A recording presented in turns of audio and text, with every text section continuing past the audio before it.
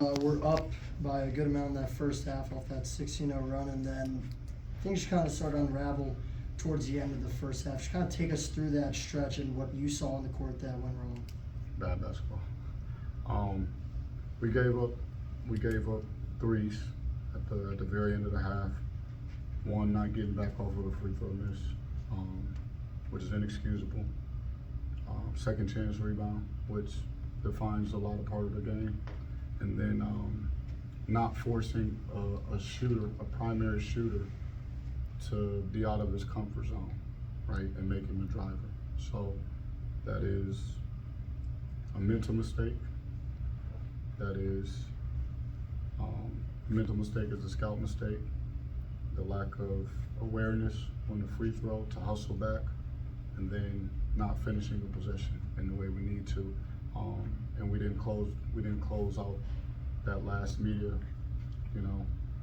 11-2 run, I believe. There's never nothing really, I guess, determines the game. It didn't determine the game, but from that point, we put ourselves in a tougher situation. We've talked about free throws in other games, and again, I think it was 8 missed today, and one of the big ones being Chavi to tie it there at the end. How do you, free throws is something that's so mental. How do you work on that with your team to get those in the late moments? Yeah, you just practice. The mental standpoint, you have to remain confident. You have to trust your work that you put in, and then you just got to let it rip. You can't overthink it. You can't wheel the ball in. You go up there, you shoot it with confidence, and let the ball go. I didn't think for where we are with free throws, it was one of our better nights. Yes, did we miss some tough ones down the stretch? Absolutely. Trey Dinkins, Chavi, and also Kareem, right? And two of those from our better shooters. Those are tough misses. They'll have those opportunities again. They'll step up and make them. But yeah, I think it's been our Achilles heel throughout the season so far is the disparity in how we're shooting from the free throw line. Drew, Chavi's been a bright spot these last couple of games, 13 and 8 and 19 minutes tonight. Just as he continues to get healthy and he can get extended looks, just how much is encouraging sign is it just what he's been able to bring?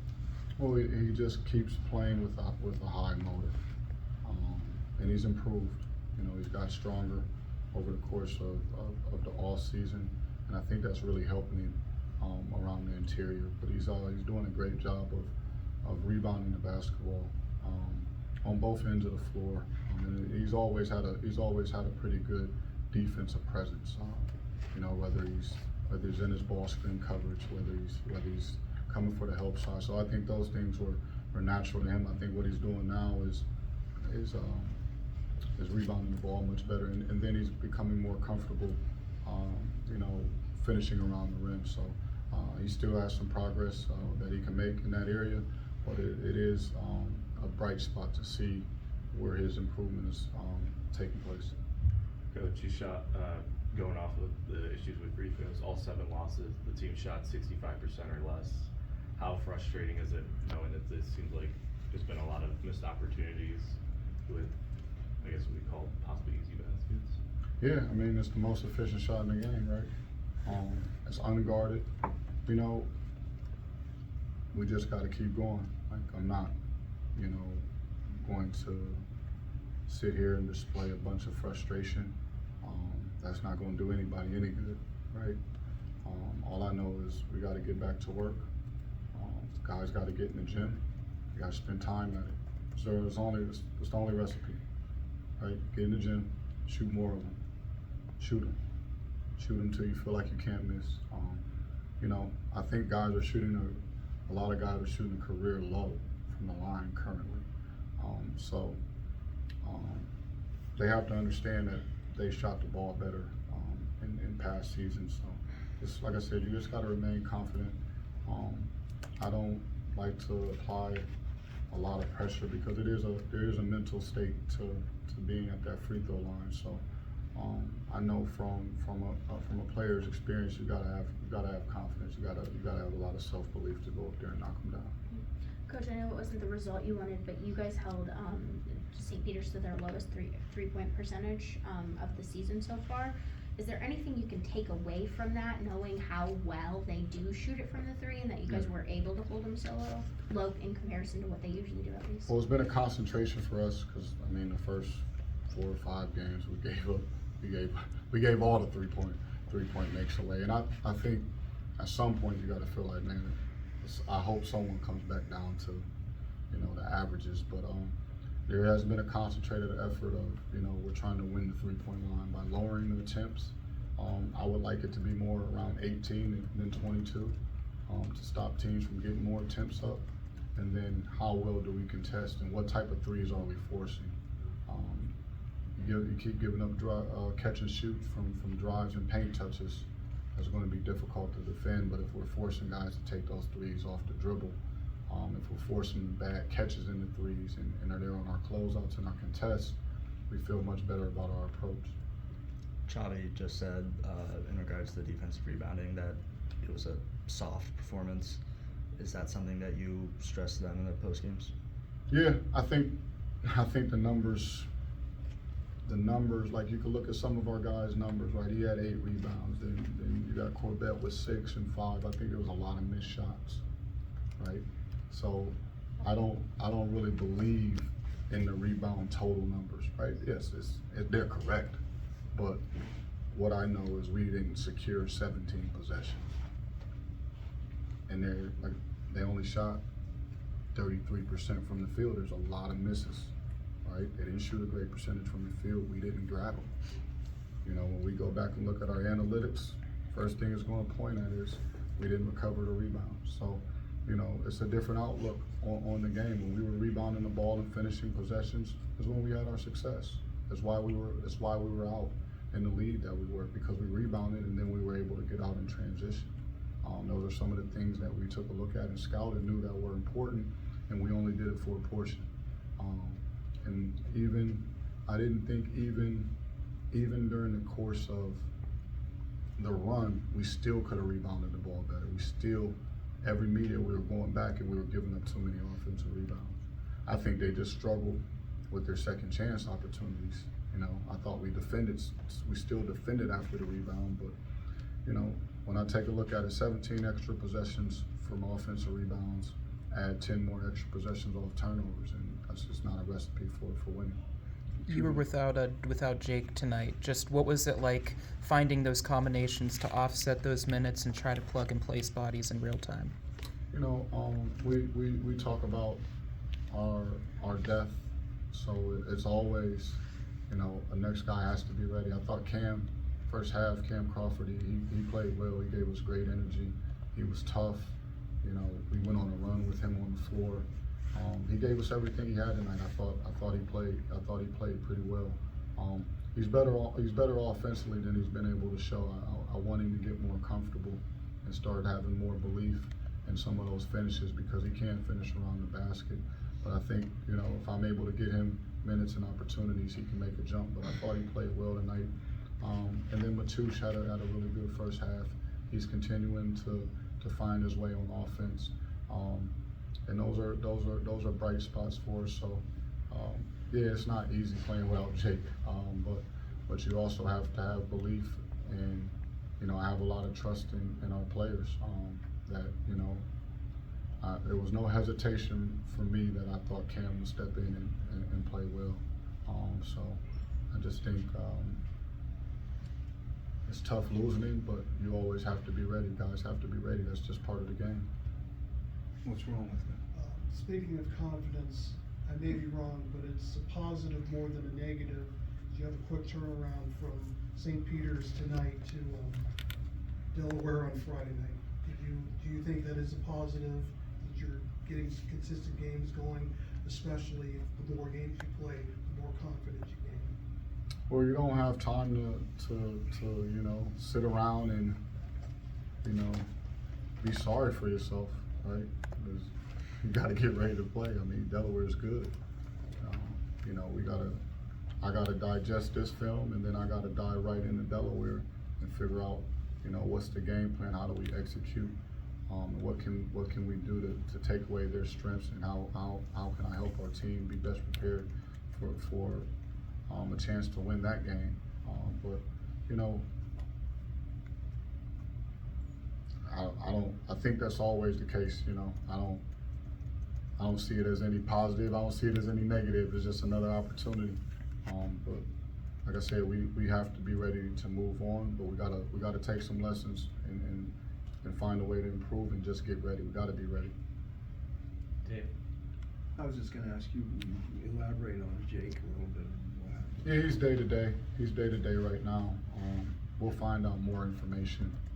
You know, it was a game time situation. You heard it today in warm-ups? I think it's something that's been lingering a little bit, but he wasn't in his best form. So, you know, the caution from our medical staff, it was in his best situation to hold him tonight to see where we find out some more information about you know, what his injury may be. You talked a lot about some of the things that you didn't like, not getting back, you know, just the numbers weren't there. Is there not enough effort yet? No, I think there is enough effort. I think mental lapses, right? You have to be engaged for 40 minutes, and then there's always gaps in the game, right? You know, that's the game of basketball where the run isn't quite going your way, and then it becomes, all right, well, how do you recover? How do you recover, right? They punch back, how do you recover? And I didn't think we recovered with the right mindset. We still didn't right our wrongs going into the second half. We still didn't rebound the ball as well as we needed to, and we didn't get enough stops. We became reliant on trading baskets. And I said it in the media to our guys. I said, this isn't our style of play. We have to change the game and start defending and getting stops and finishing plays. And we never put a series of stops together like we did. And at one point in the first half, I think we stopped them almost 10 or 12 possessions in a row, right? That's devastating to a team. We had them, right? You seen the score, you seen the run, all right? But it's basketball, it flips, right? They punched back, they found some momentum, and we never put that series of stops again together. Now, granted, it may not be 10 or 12, but you need 3 in a row, right? Maybe 4 in a row to flip the game, and we didn't do that. Coach, Jashawn Corbett had 15 points, 12 of which, I have to do math, were scored in the second half. How big of a boost was he, especially in the second half, in keeping you guys, in it? Yeah, he just got downhill. He attacked the paint. He did make his shots from outside, and he did a better job at the free throw line. I think that gave him more confidence around the rim too. I think part of his struggles is, you know, you don't go in there as strong when you're struggling from the free throw line because you don't want to step up and go there. If you get fouled, you try to avoid it. But tonight I thought he did a good job of really finishing around the rim, which he's capable of doing. I thought, you know, over the course of the season, he's missed a lot of gimmies. Right? We call them gimmies. He missed a lot of easy ones that he's more than capable of making around the rim. I thought he had good drives, good patience, and he did a good job finishing, and we needed it because he allowed us to get to the bonus early in the second half. So those attacks from him, you know, we need those plays because when we get the ball into the paint, it helps our offense tremendously. Drew, it's December 3rd, and you have 5 more opportunities before conference play. Between now and then, what would you like to learn most about your team, and what would you like to learn the most about yourself?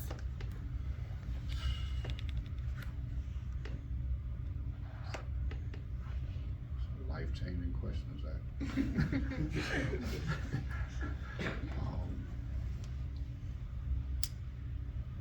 I just want us to keep improving. You know, myself included. myself included, just on a day-to-day basis, how we manage our day, how we manage the game, just figuring out, you know, how we can be our very best, and then gaining some consistency with that, with our level of play. I think we've been up and down.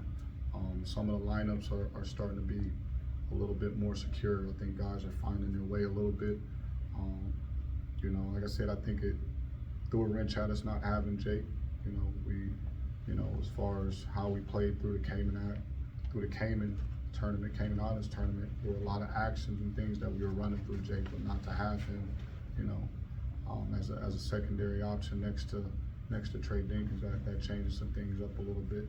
But we'll still continue to grow. But I think, you know, we have to have a better level of consistency throughout the lineup. You know, it can't be Jay Sean performing well tonight and then we don't see him the next game. You know, same with a Max, same with a Chabi. You have to be able to bring it every night. You gotta pour something into the